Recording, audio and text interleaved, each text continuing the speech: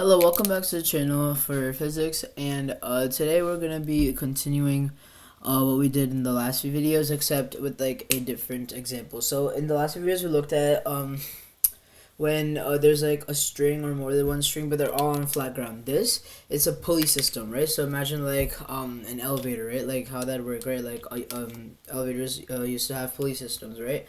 And so it's a pulley. So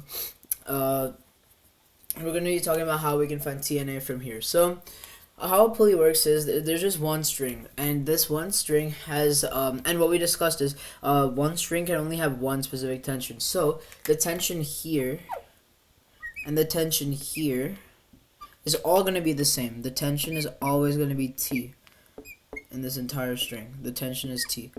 And now we want to find T and A, right? That's the goal of each of these problems.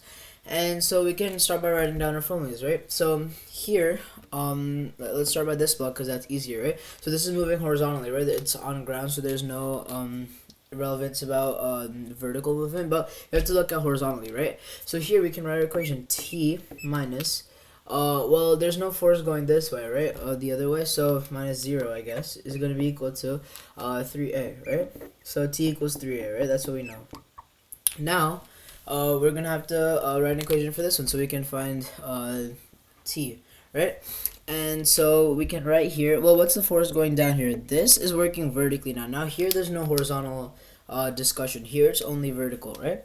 Because it's hanging off the pulley. So here it's going to be going down with force of negative 5G, right? So it's going to be T minus 5G, right? Because this is up, so positive, this is down, so negative. T minus 5G equals 5A, right? But it's not actually 5A. It's going to be negative 5A because the everything is getting pulled down, right? So the acceleration is actually negative. So it's coming down, it's going downwards. That's why it's negative 5A. So we can write this as T equals 5G minus 5A.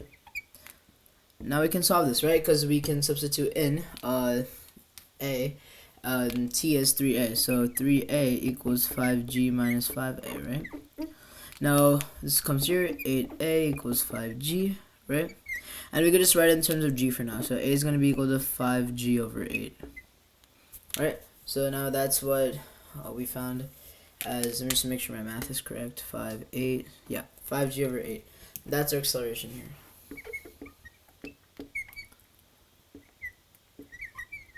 5G over 8. And that is our A. And what is the T gonna be? Well, that's easy, right? We just put in for A. So 3. So T is gonna be equal to 3 times 5G over 8, which is gonna be 15G over 8. And G is a constant, right? It's like around 10, so you can put in 10, it'll be like 150 over 8, and 50 over 8, right? It's like same thing, but you can write it as G for now. And yeah, that's how you solve this problem. Thank you. I'll see you in the next one.